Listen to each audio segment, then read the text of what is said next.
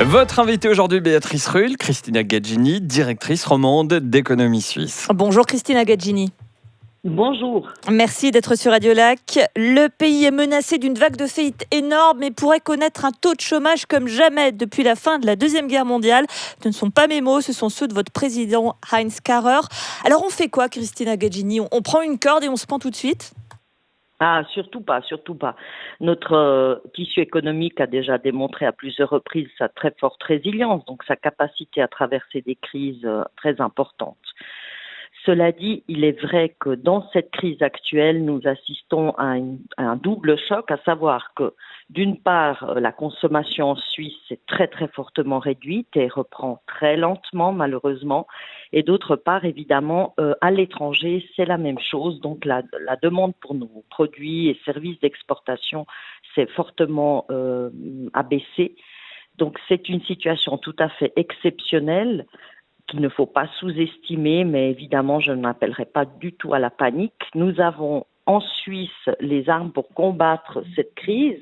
La première étant évidemment les mesures d'urgence qui ont été adoptées par le Conseil fédéral et qui sont venues très rapidement en aide aux entreprises, aux indépendants.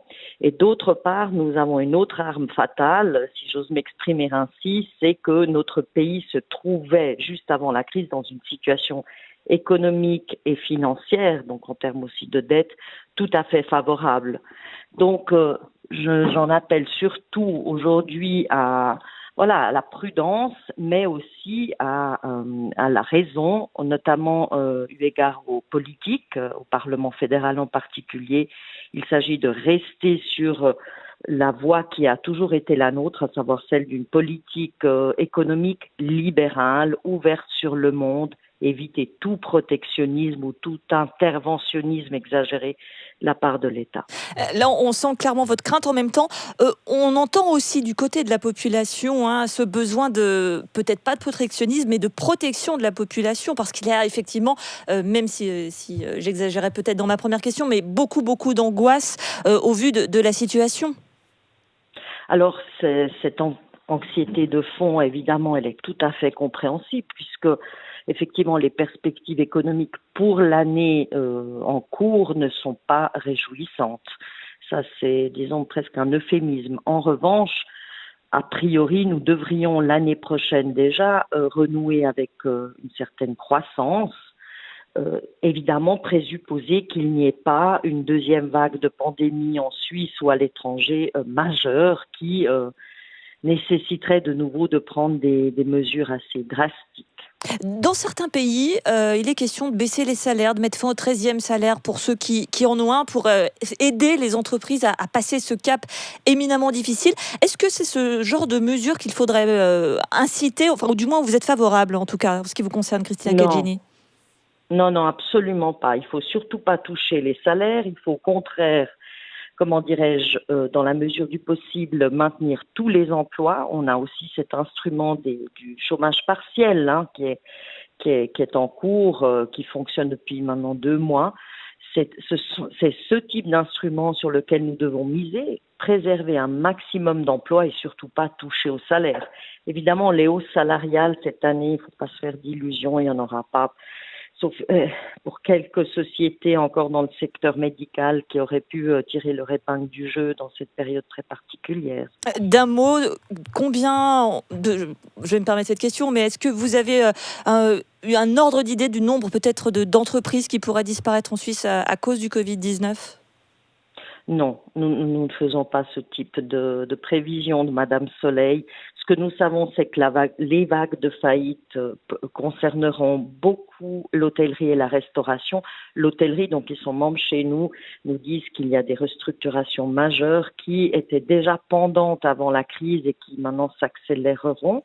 Hélas, un autre secteur qui rencontre d'importantes difficultés, c'est le secteur de l'industrie des machines et des équipements, qui n'avait jamais renoué avec les marges après la dernière crise financière de 2008 et qui redoute une perte de plus de 20 000 emplois sur les quelques 325 000 en Suisse. Donc on le voit, ce sont déjà des entreprises qui sont fragilisées au départ, qui auront du mal peut-être à supporter cette nouvelle crise.